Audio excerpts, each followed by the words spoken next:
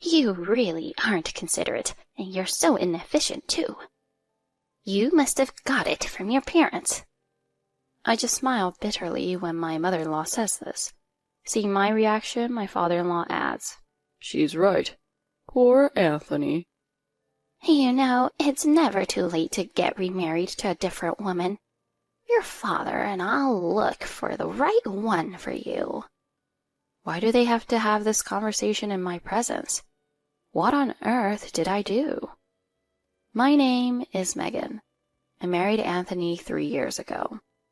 Following that, I switched my job to part-time. The reason was that Anthony's job was very demanding. It was difficult for both Anthony and I, who were both full-time employees, to share the housework.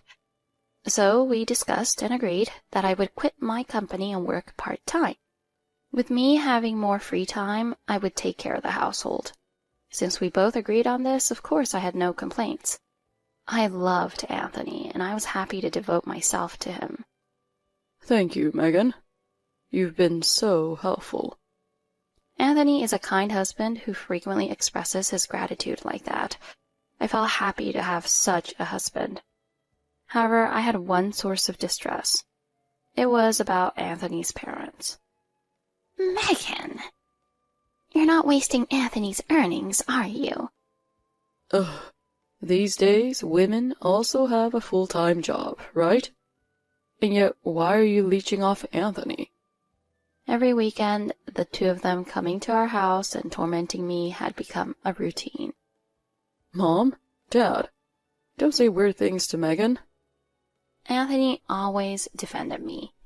However, we're saying this for your sake. Anthony, Mom and Dad mean well, you know? They didn't listen at all. Anthony is the only son they had at the age of 40. Maybe that's why, or perhaps it's always been this way. But both of them, especially his mother, loved him excessively. Hey, Anthony, I brought your favorite snacks. Anthony, I bought the fishing rod you wanted for you. They would treat their grown son like a baby. And perhaps as the flip side of that, I was treated as the terrible woman who stole their son. I had noticed the abnormal love of Anthony's parents for him from the beginning of our marriage. But Anthony himself wasn't too clingy to his parents, and he would sternly scold them when they were rude. Each time that happened, my love for Anthony grew deeper, and I was grateful that he defended me. But no matter what Anthony said, the in-laws wouldn't stop visiting our home. Every visit, they would wander around the house, and if there was even a little trash or dust, they would start accusing me. They complained about my cooking, and I knew they spoke ill behind my back that I still didn't have a child. You really aren't considerate, and you're so inefficient, too. You must have got it from your parents. To that, my father-in-law adds, She's right. Ugh, poor Anthony. Saying that and pretending to worry about Anthony, they scorned me. And in the end, they would even say, You know, it's never too late to get remarried to a different woman. Your father and I'll look for the right one for you. How can you say that? I couldn't stand those words. That's going too far. How dare you talk back? You're just a daughter-in-law. As he said, such a wife isn't suitable for my dear Anthony. That's right. Anthony, if this continues, maybe you should consider divorce. Anthony looked troubled, looking back and forth between me and his parents. I had never argued back no matter what was said before. The more I would argue, the worse it would get. So I thought it was better to let them say what they wanted. However, suggesting divorce was something I couldn't overlook. I really thought Anthony would shout at his parents, but he just looked troubled. Hey, say something, Anthony. I inadvertently asked Anthony for help. Yeah. That wasn't nice. I felt strange about Anthony's weak attitude, unlike usual. Usually he would scold his parents by saying something like, Don't say such terrible things to Megan. But that day, for some reason, Anthony just looked troubled. After the two left, I directed my anger at Anthony. I can't stand it anymore. Give me a break. Thinking about what it's like for me, being invaded by them every week, ugh, why do I have to be told such horrible things every time? I was so frustrated that tears fell on the spot. I married Anthony because I loved him. We are living happily together, and I'm trying so hard to be a good wife. Why do I have to spend time with someone who can disparage somebody so easily? It made me feel sad, as if they threw cold water on me and all my efforts. I'm sorry. I understand. Anthony apologized, hugging my shoulders, looking sorry. I've reached my limit. I can't deal with your parents anymore. Okay. So, what do you want to do? I feel bad for you, but I don't want to be involved with them anymore. And so, I completely cut ties with my in-laws. I settled for the minimum greeting calls during the holidays and never visited their home again. Of course, they didn't come to our house anymore, nor did they call me. Anthony handled it well. I thought of Anthony as reliable once again. We could live happily and carefree from now on. That's what I thought. But things moved in a strange direction. Hey, Megan. Bring me a beer. You're on your third one already? Shouldn't you stop at this point? Shut up. Don't tell your husband what to do. After I cut ties with my in-laws, Anthony's attitude changed completely, as if he were a different person. Stop leaving your socks in the hallway.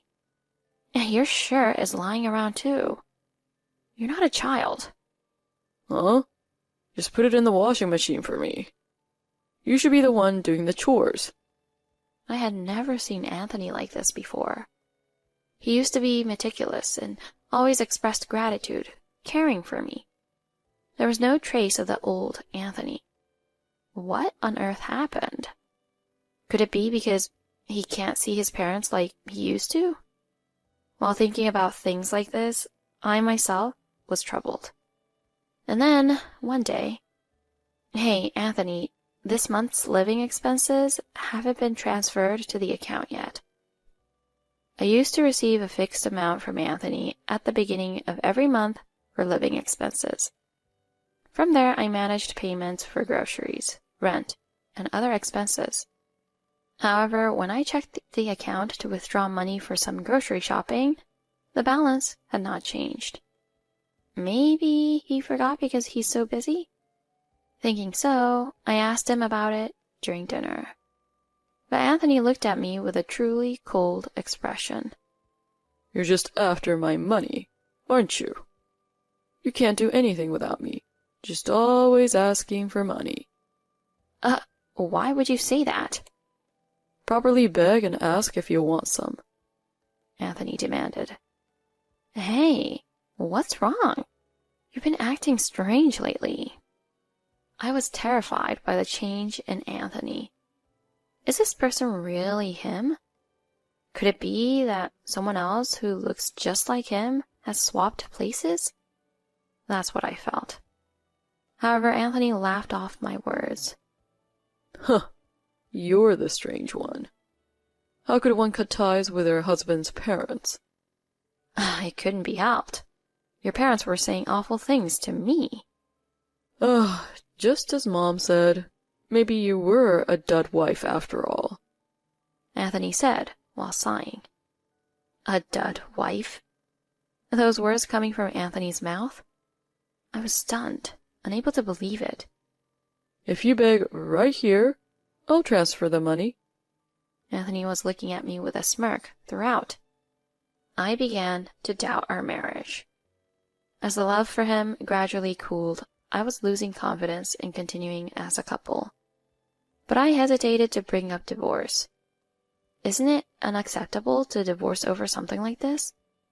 Since we got married to be lifelong partners, shouldn't we not be discouraged by such things?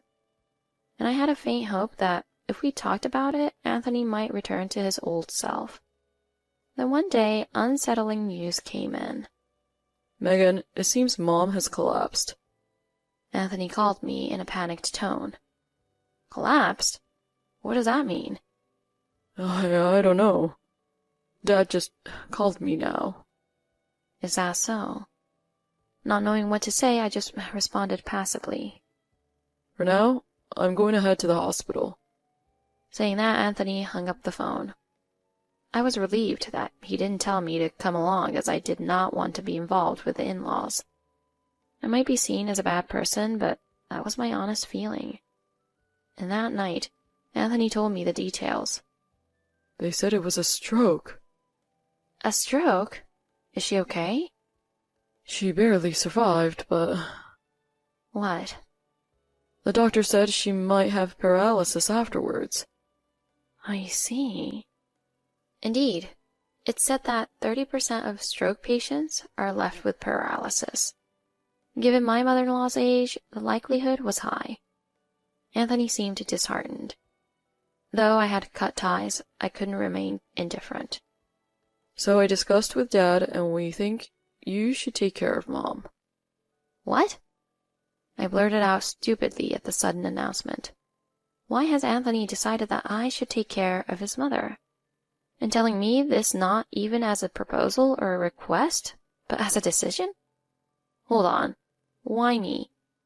It's time for you, as a wife, to fulfill your role. Isn't that great? A role? What do you mean? Is there a rule that a wife has to take care of her husband's parents? When I said that, my husband deliberately sighed deeply. Do you know how much pain you've caused, Mom? What are you talking about? I'm the one who suffered terribly. Your parents just did whatever they wanted and tormented me. That's just your delusion. You saw it too. I refuse to do such care for your mother. You and your dad should handle it. When I strongly opposed, my husband glared at me angrily. Fine. If you won't take care of Mom, then it's divorce. Get out right now. It seems he expected me to silently accept the caregiving after this, but that was not going to happen. Fine, I'll leave. But you understand, right? Don't regret it. Regret? That would be on your part. You have no money or job, yet you speak so arrogantly. Get out. Now. So, is it a divorce then? Of course. A divorce. Anthony yelled at me like that. I didn't imagine a divorce could be decided so easily. But caring for my mother-in-law is a joke. Better to divorce than do something like that. The old Anthony was long gone. I realized that. The divorce was decided all too easily, and I was taken aback.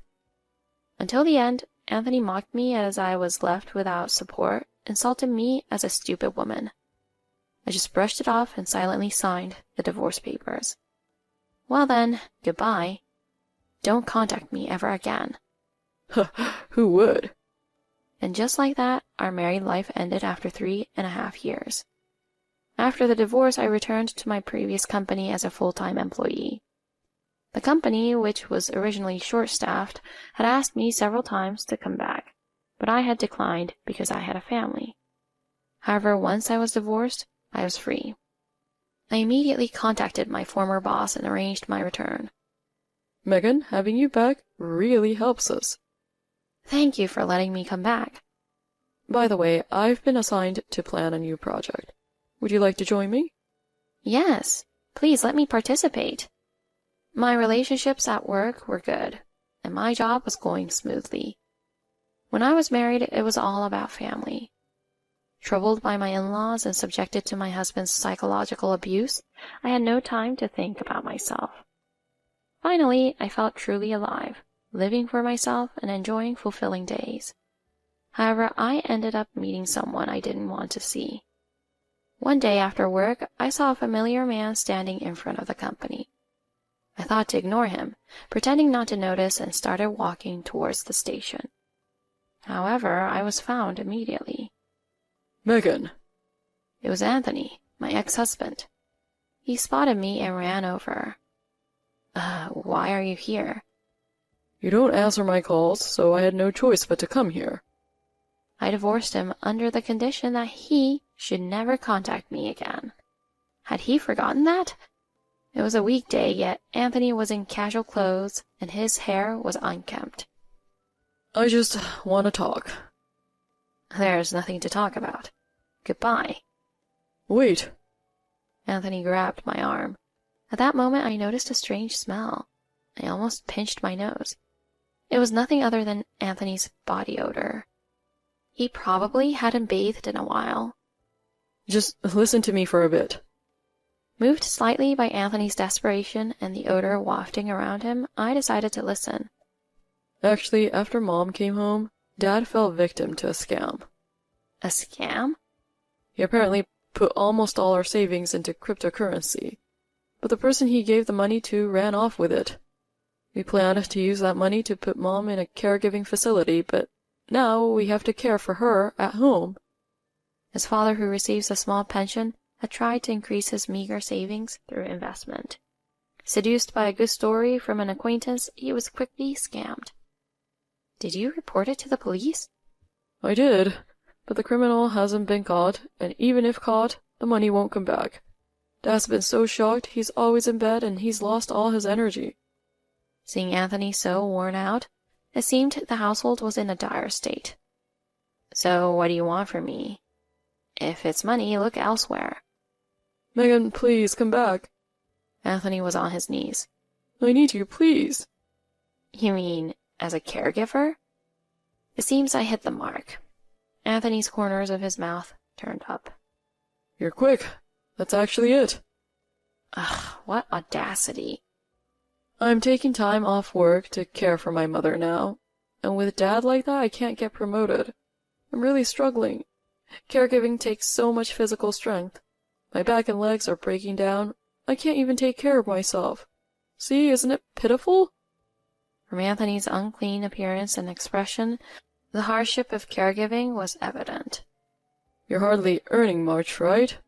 If we remarry, you can use my money all you want. Anthony kept talking as if assuming I would agree. I made the mistake of nodding along as if I was enthusiastic about the proposal. So, when can you come? You can come back today if you want to.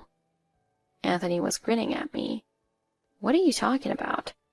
Huh? Well, you're taking on the caregiving, right? Who said such a thing? No way I'm doing that. Anthony's face fell into despair. The contrast from his smiling face was so pitiful I almost burst out laughing.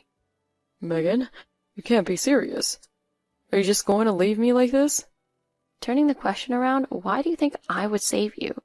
Think about what your parents and you have done to me. I coldly pushed Anthony away. It's not true. This can't be.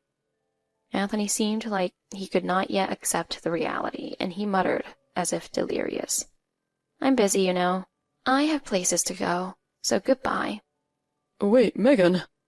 No matter how much he called, I didn't look back. Of course. Why should I return to such a life like a slave? Let him understand what his family has done and regret it. One evening after days of peace, I finished work and hurried to a place. Sorry to keep you waiting. You must have been busy at work, but I'm glad you made it. You too, Megan. At the restaurant, we commended each other's efforts for the day.